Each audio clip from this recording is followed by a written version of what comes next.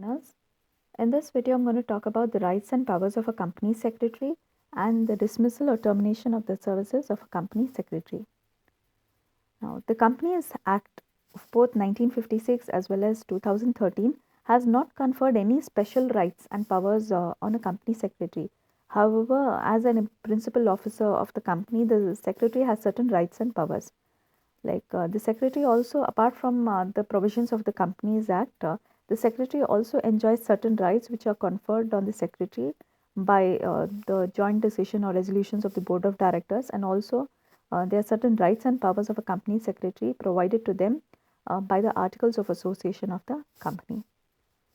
So basically, some of the important rights and powers enjoyed by the company secretary are the secretary has the right to control and manage the department under his control. So, as per the provisions of Companies Act of 2013, the secretary has the power to, provide to the directors of the company collectively and individually guidance as and when they require. Apart from that, the secretary should also facilitate the convening of meetings, whether it is the board of directors meetings or the annual general meetings. And the secretary can also represent the company before various regulators and other authorities under the Companies Act. So, apart from that, the next right of the company secretary is the secretary has the right to sign documents which require authentication to check the validity of the documents. Next, the secretary also has the right to claim remuneration as a preferential creditor during the winding up of the company.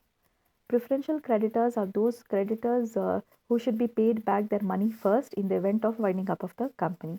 So before the shareholders, equity shareholders get their due capital, the secretary has the right to claim remuneration as a preferential creditor.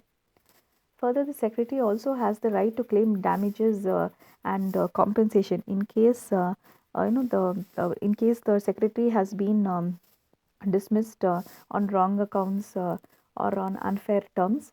Like sometimes the secretary will be removed due to false allegations by the board of directors. In such cases, the secretary can sue the company and claim damages and compensation. Further, the secretary also has the right to inspect the books of accounts, to make sure that the working of the company is conducted in fair manner.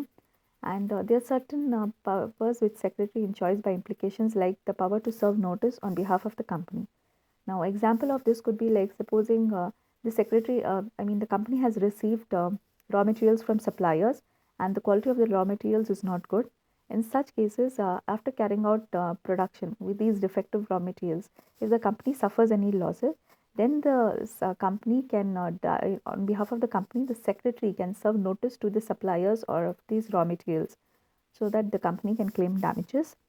Now, apart from this, there are certain restrictions on powers or limitations of secretarial duties, which means that there are certain powers of rights of a company secretary which can be discharged only on account of when there is authority, when there is an express authority given by the board of directors.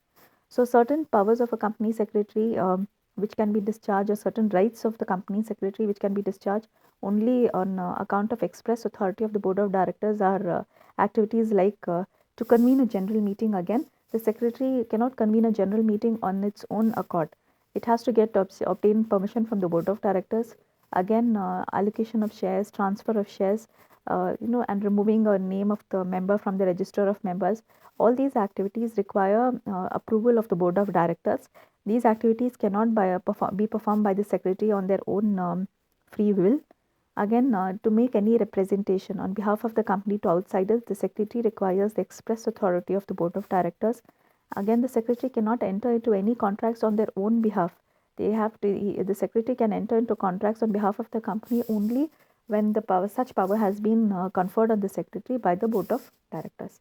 So these are some of the rights and powers of a company secretary. Now let's further move to look into the dismissal of a company secretary.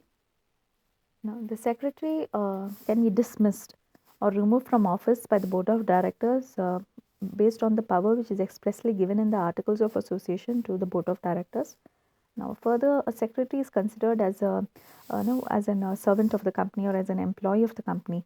Therefore, the suspension or dismissal of a company secretary are governed by the normal law, which is applicable to any other employer and employee.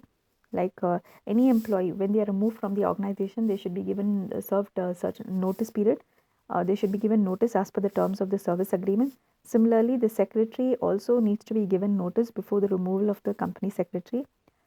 Further, in certain cases, the services of a secretary may be terminated without notice, like if the secretary makes profit secretly, or if the secretary has can be dismissed for willful disobedience, misconduct, or moral turpitude or negligence.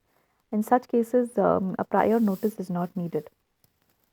Now, some of the reasons for which the company secretary can be dismissed are when the company is not satisfied with the performance of the company secretary.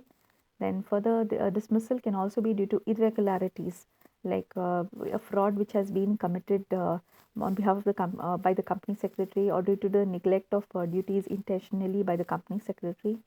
Further, sometimes company secretaries are also appointed for a fixed period of time. So once the fixed period of time is over, they can be the secretary can be dismissed.